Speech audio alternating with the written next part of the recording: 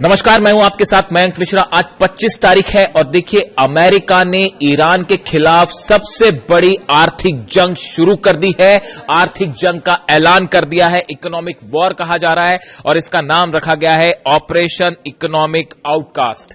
ये ऑपरेशन की शुरुआत की है अमेरिका ने। अमेरिका के फाइनेंस मिनिस्टर स्कॉट बेसेंट की तरफ से कई ऐलान हुए हैं, कई प्रतिबंध लगे हैं और अगर सरल भाषा में आप समझें तो अमेरिका की एक कोशिश है कि ईरान की इनकम के जितने सोर्स हैं उन पर लगाम लगाई जाए, उनको रोका जाए। देखिए 60 से ज्यादा जहाज हैं, पर्सनालिटीज हैं, संस्थान हैं, इन पर प्रतिबंध लगा दिए गए हैं जो कि ईरान के हैं। अमेरिकी वित्त विभाग का मुख्य उद्देश्य ईरान के तेल के निर्यात और कमाई के संभावित सभी साधनों को रोकना है, यानी जिस जरिए से ईरान की कमाई होती है इसको रोकने की कोशिश है। इसीलिए ये इकोनॉमिक वॉर कहा जा रहा है। अन्य देशों को भी अमेरिका की तरफ से चेतावनी दी गई है कि जो ईरान के साथ व्यापार करेगा, ईरान का तेल खरीदेगा, ईरान का पेट्रोकेमिकल खरीदेगा, उन सबके साथ उन पर टैरिफ्स लगाए जाएंगे और सभी देशों को यह वार्निंग दी गई है कि ईरान के साथ अपने संबंध खत्म कर दीजिए। इस तरह की बातें आई हैं।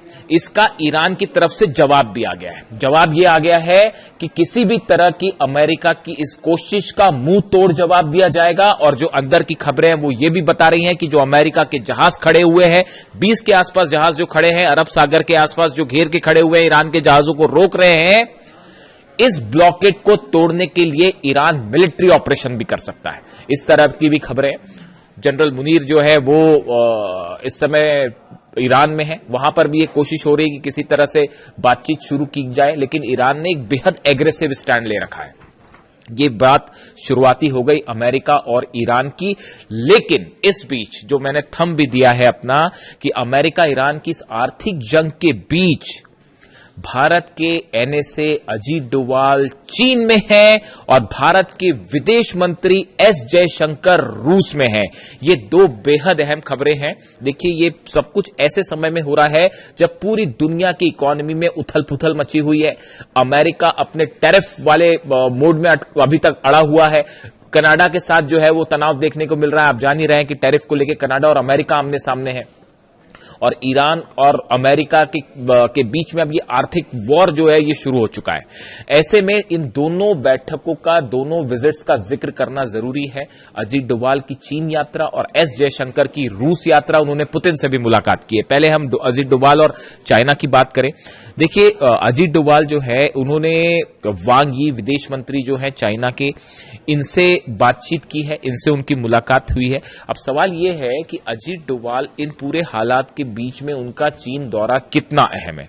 देखिए इस 2 दिवसीय दौरे, 2 दिन का यह दौरा है, का मुख्य उद्देश्य एलएसी पर शांति बनाए रखना, सीमा विवाद का समाधान और सैनिकों की वापसी यानी डी एस्केलेशन पर चर्चा करना, ये मुद्दे इसमें अहम है। देखिए मोटे मोटे तौर पर अगर बात करें तो एक तो सीमा विवाद जो है इसको लेकर चर्चा होगी। हथियार जो एलएसी के आसपास है इनको कैसे कम किया जाए, अरुणाचल में तनाव ना हो, तिब्बत में जो हाइड्रो पावर प्रोजेक्ट चीन की तरफ से आगे बढ़ रहा है इसको लेकर चर्चा होगी कि कैसे इस पर क्या समाधान हो सकता है।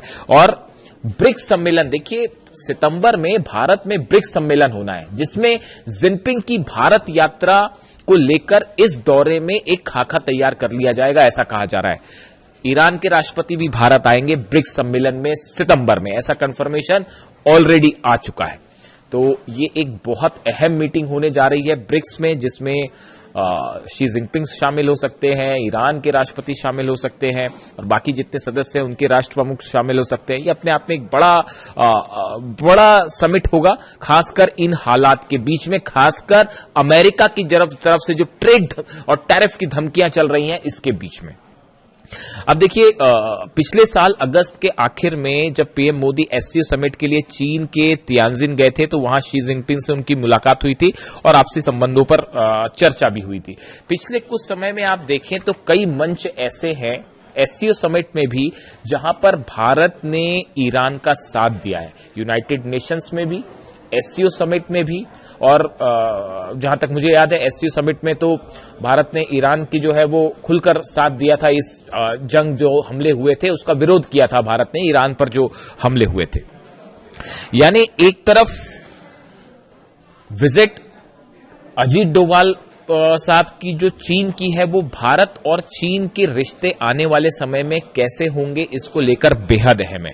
देखिए, अमेरिका ने उन 5 देशों पर 100% टैरिफ का ऐलान कर दिया है जो ईरान से जो रूस से तेल खरीदते हैं, माफ करिएगा, रूस से तेल जो खरीदते हैं, ऐसे 5 देशों पर, जिसमें भारत भी शामिल है, जिसमें चीन भी शामिल है। और बताया जा रहा है 31 तारीख को अमेरिकी संसद में प्रस्ताव आएगा और अगर दूसरे सदन से भी पास हो जाता है और ट्रंप सिग्नेचर कर देते हैं तो फिर ये कानून का रूप लेगा। और उसमें यह कहा गया है कि रूस से जो देश तेल खरीद रहे हैं, ऐसे 5 जो टॉप देश हैं, इन पर 100% टैरिफ लगेगा, जिसमें भारत और चीन दोनों शामिल है। यानी अमेरिका का जो ये टैरिफ वॉर है, इस टैरिफ वॉर में चीन भी निशाने पर है और भारत पर भी 100% टैरिफ लगाने की बात है। इस लिहाज से भारत, चीन, रूस, इनके बीच पे कोऑपरेशन बेहद अहम हो जाता है और इसका एक रोड मैप, इसको लेकर तमाम अंडरस्टैंडिंग इस अजीत डोभाल साहब की चाइना विजिट के दौरान बन सकती है। बात नंबर 1। बात नंबर 2, देखिए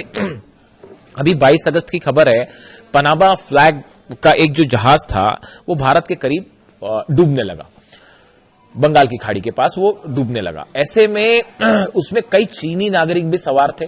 जैसे ये खबर आई, स्ट्रेस सिग्नल भेजा गया, भारत के नेवी ने ऑपरेशन शुरू किया वहां पर और कई चीनी नागरिकों को उसमें बचाया गया और जो लापता है उनकी तलाश जारी है।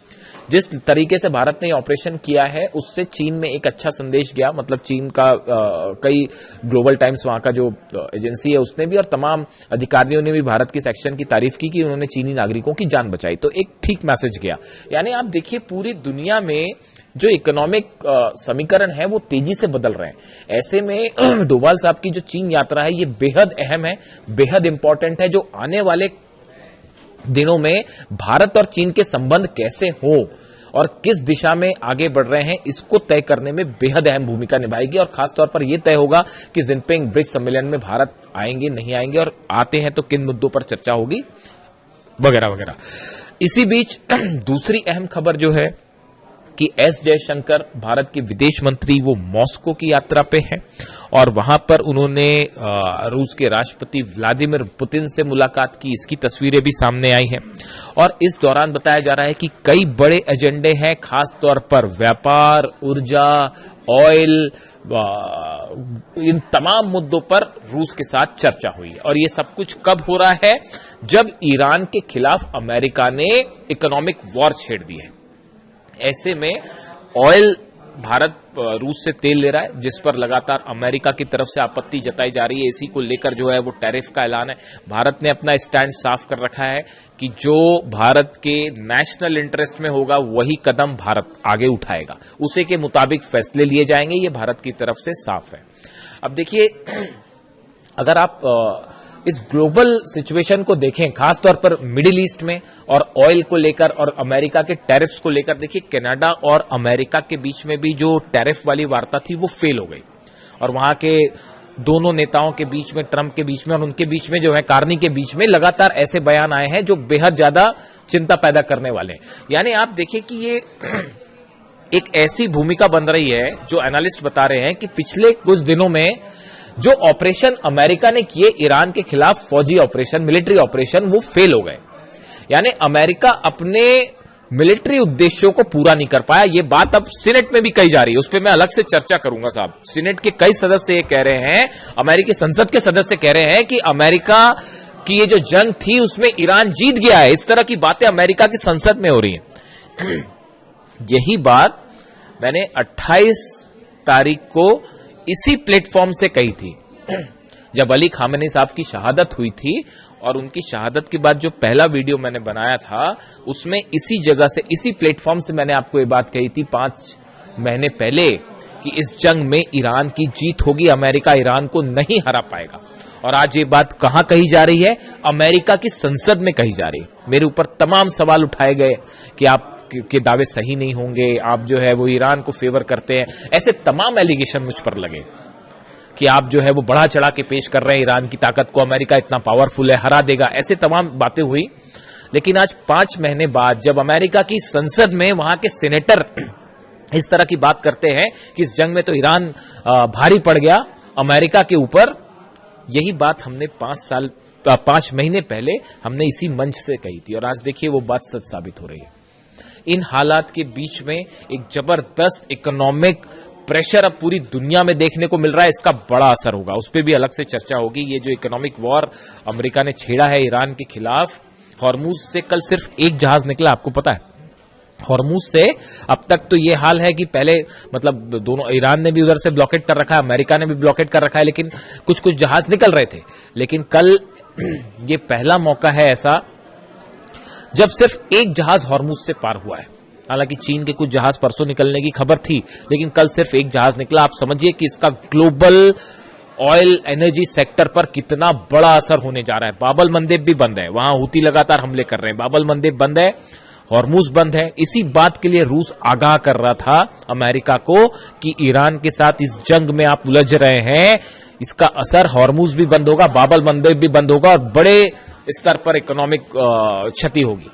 ऐसे में ब्रिक्स सम्मेलन बेहद अहम होने जा रहा है। अब इस बात पर नजर होगी कि रूस के बीच में, चीन के बीच में, भारत के बीच में और ईरान को लेकर आगे क्या फैसले होते हैं, क्या ब्रिक्स मजबूत होता है और एक ऐसी सिचुएशन में पहुंचता है जहां वो इंटरनेशनल इकोनॉमी में एक बड़ा गोल सेट कर सके। ऐसा होता है तो ब्रिक्स के सारे सदस्यों को इससे बड़ा फायदा होगा। इसीलिए अजीत डोभाल साहब की चाइना विजिट और जयशंकर साहब की रशिया विजिट बेहद अहम है, ना सिर्फ बायलैटरल बल्कि पूरे इलाके के लिए अहम है। इसमें कई चीजें तय होंगी।